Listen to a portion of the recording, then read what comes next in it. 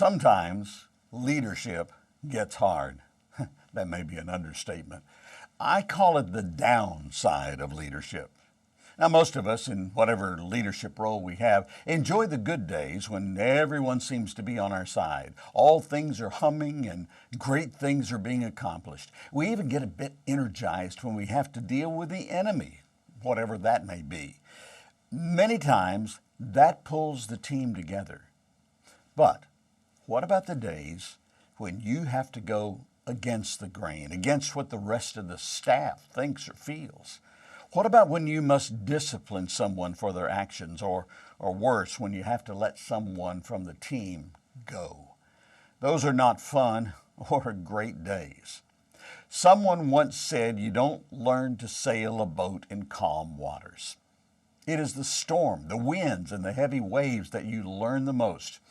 I'm sorry, but if you're facing a major challenge right now, that is probably not what you want to hear. My recent walk through the book of Nehemiah, his life and his actions, reminded me that he faced lots of opposition as a leader. Maybe the most striking to me was after the wall in Jerusalem was built.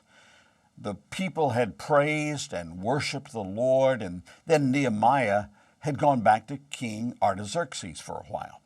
Well, upon his return to Jerusalem, Nehemiah learned that one of the priests had provided a special room right on the temple grounds for Tobiah, one of the men who'd opposed Nehemiah in the building of the wall.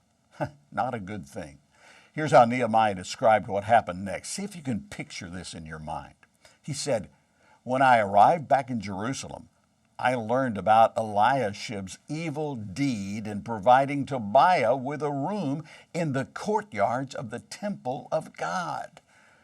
I became very upset," said Nehemiah, and threw all of Tobiah's belongings out of the room. And then I demanded that the rooms be purified. And I brought back the articles for God's temple, the grain offerings, and the frankincense.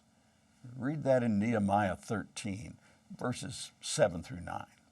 Well, it doesn't stop there. If you keep reading in that book, you learn of many other wrongs that this leader had to set back right. I'm sure there were a lot of people very unhappy with this man and his leadership.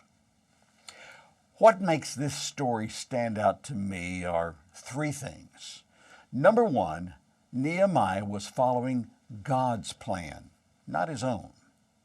Number two, Nehemiah was not doing these things for personal gain or acclaim. And number three, Nehemiah was less concerned about what men said or thought and was more concerned about pleasing the Lord. Of course, that doesn't make those days fun. I'm sure this great leader wished for calm days for himself and for God's kingdom, but Nehemiah knew what he had to do and was willing to sail into the storm to set things right. Computer scientist and U.S. Navy Rear Admiral Grace Hopper once said, "A ship in port is safe, but that's not what ships are built for."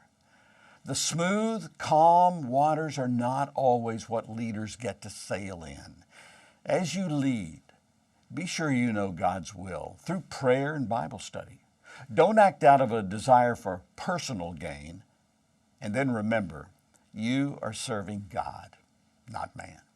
Set your sail, leader, with the Lord by your side, and you can weather the storm.